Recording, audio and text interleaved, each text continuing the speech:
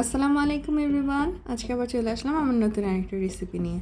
আজকে আপনাদেরকে তৈরি করে দেখাবো খুবই মজাদার একটি সন্দেশ। খাঁটি খেজুরের গুড় দিয়ে এই সন্দেশটা খেতে অসাধারণ হয়। আজকে আপনাদেরকে তৈরি করে দেখাবো খেজুরের গুড়ের ছানার সন্দেশ। ছানা কিভাবে তৈরি করবেন সেই রেসিপিটাও এই ভিডিওতে থাকছে। তাহলে চলুন ভিডিওটা শুরু করা যাক। রেসিপির শুরুতেই আমরা ছানা তৈরি করে নেব, তাই এখানে ভিনেগার আর পানির একটা মিশ্রণ তৈরি করে নিচ্ছি। আমি 2 টেবিল চামচ ভিনেগার এবং 2 টেবিল চামচ নর্মাল টেম্পারেচারের পানি নিয়ে নিয়েছি। এখন এটাকে একত্রে মিশ্রণ করে এক সাইড করে রেখে দেব। চুলায় একটা ছড়ানো পাত্রতে আমি 1 লিটার পরিমাণ খাঁটি গরুর দুধ নিয়ে নিয়েছি। আপনারা চাইলে প্যাকেটজাত দুধ দিয়েও এই ছানাটা তৈরি করে নিতে পারেন, কিন্তু ছানা তৈরির ক্ষেত্রে দেখবেন যাতে প্যাকেটের গায়ে লেখা থাকে ফুল ফ্যাট মিল্ক, সেটা দেখে তারপরে ছানাটা তৈরি করে নেবেন, না হলে আপনাদের ছানাটা ভালো হবে না। যখন এরকম হালকা হালকা বাবল ওঠা শুরু হবে, সম্পূর্ণভাবে বলক তোলার দরকার নেই, তখন ভিনেগার আর পানির যে মিশ্রণটা তৈরি করে রেখেছি সেখান থেকে 2 টেবিল চামচ আমি এখানে দিয়ে দিচ্ছি। প্রথমেই সম্পূর্ণটা দেওয়ার দরকার নেই, অল্প অল্প করে এখানে ভিনেগারের মিশ্রণটা অ্যাড করব।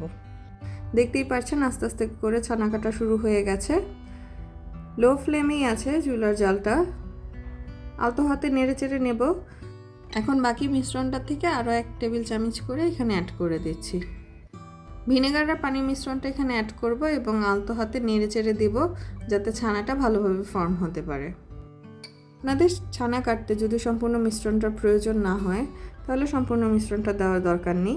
আমার আজকে 1 লিটার দুধের ছানা তৈরি করতে এই 4 টেবিল চামচ পানি এবং ভিনেগারের মিশ্রণটা সম্পূর্ণই ব্যবহার করেছি আমি। দেখতেই পাচ্ছেন আস্তে আস্তে ছানা কিন্তু উপরে ভেসে ওঠা শুরু করেছে, এখনও সম্পূর্ণটা হয়নি। এ পর্যায়ে কিন্তু চুলা বন্ধ করে দেওয়া যাবে না, অল্প আঁচে এই দুধটাকে জাল দিয়ে নিতে হবে ছানাটা তৈরি হওয়া পর্যন্ত। ছানাগুলো সম্পূর্ণভাবে আলাদা হয়ে যখন এরকম সবুজ সবুজ একটা পানির রূপ ধারণ করবে তখন বুঝতে হবে যে আপনাদের ছানা তৈরি হয়ে গেছে। তখন আর বেশিক্ষণ চুলাতে রাখতে হবে না, এখন ইমিডিয়েট আমরা একটা স্ট্রেনারে এই ছানাগুলোকে স্ট্রেন করে নেব। আমি এরকম একটা স্টিলের স্ট্রেনারে স্ট্রেন করে নিচ্ছি ছানাগুলো, আপনারা চাইলে নরম সুতি কাপড়ের উপরে স্ট্রেন করে নিতে পারেন। এখন সাথে সাথেই রুম টেম্পারেচারে আমি ঠান্ডা পানি ছানাটাতে দিয়ে দিচ্ছি যাতে ভিনেগারে যে টক ভাবটা থাকে সেটা ধুয়ে চলে যেতে পারে। এখন এই ছানাটাকে একটা সাইড করে রেখে দেব ঠান্ডা হওয়ার জন্য। ছানাটা যতক্ষণে ঠান্ডা হচ্ছে সেম একই টাইমে আমি এখানে নিয়ে নিয়েছি 100 গ্রামের মতো পাটালি গুড়।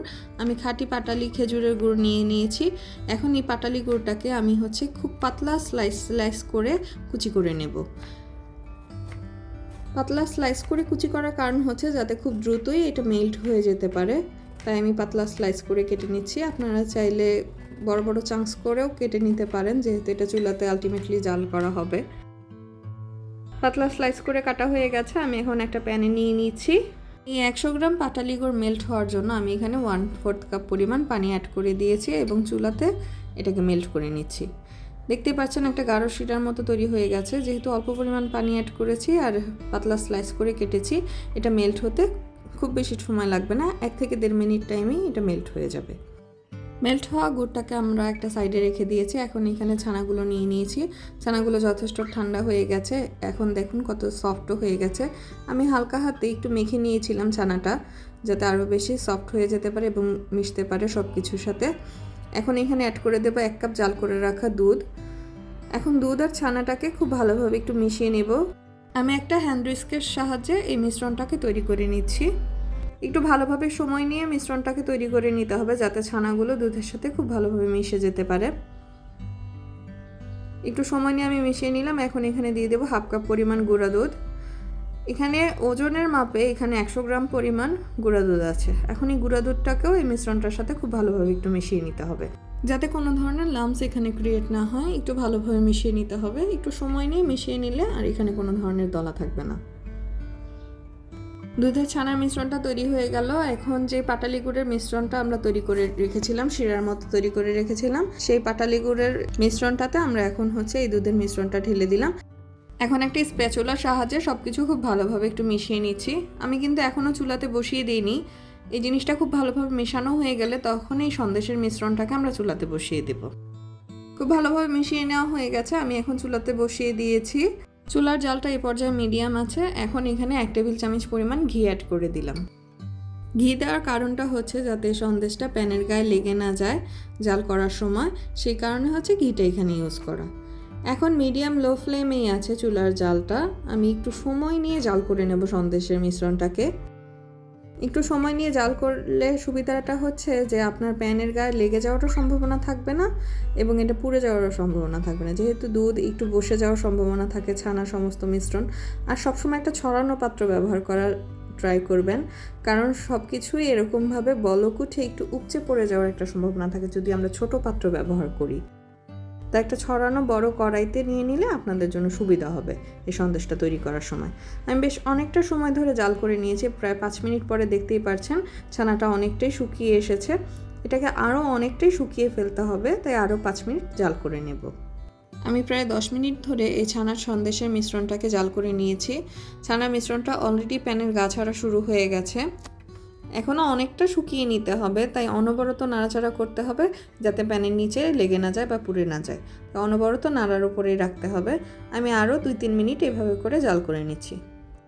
আরও 2-3 মিনিট জাল করার পরে সন্দেশটা অলরেডি কমপ্লিট হয়ে এসেছে। সন্দেশের মিশ্রণটা প্রায় তৈরি হয়ে গেছে, অলরেডি একটা ডোয়ের ফর্মের মতো তৈরি হওয়া শুরু হয়ে গেছে, আপনারা দেখতেই পাচ্ছেন। এই পর্যায়ে হাই স্টার 30 সেকেন্ডের মতো আমি হচ্ছে চুলাতে জাল করে নেব, তারপরে একটা মোল্ডে ঢেলে নেব এই সন্দেশের মিশ্রণটাকে। সন্দেশের মিশ্রণটা সম্পূর্ণভাবে তৈরি হয়ে গেছে, এখন আমি একটা মোল্ডে ঢেলে নিচ্ছি এই মিশ্রণটাকে। আমি একটা মোল্ডে একটু ঘি ব্রাশ করে নিয়েছি। সন্দেশের মিশ্রণটা আমি এখন এই মোল্ডটার ভিতরে ঢেলে নিচ্ছি এবং একটু ভালোভাবে চারদিক থেকে সমান করে দিব। সন্দেশটাকে ভালোভাবে এই মোল্ডটার ভিতরে সেট করা হয়ে গেলে আমরা হচ্ছে এই সন্দেশটাকে ঠান্ডা হওয়ার জন্য প্রায় 4 থেকে 5 ঘন্টার মতো আমরা হচ্ছে নর্মাল টেম্পারেচারে রেখে দেবো। আপনারা চাইলে এটা বাইরেও রাখতে পারেন অথবা নর্মাল ফ্রিজেও রেখে ঠান্ডা করতে পারেন। সন্দেশটা মোল্ডে ভালোভাবে সেট করা হয়ে গেছে, এখন সন্দেশটাকে ঠান্ডা হওয়ার জন্য 4 থেকে 5 ঘন্টা আমি বাইরে নর্মাল টেম্পারেচারে রেখে দিচ্ছি। ফিরে আসলাম 5 ঘন্টা পর, সন্দেশটা ভালোভাবে সেট হয়ে গেছে। এখন আমি একটা ছুরির সাহায্যে এই সন্দেশটাকে পিস করে কেটে নিচ্ছি।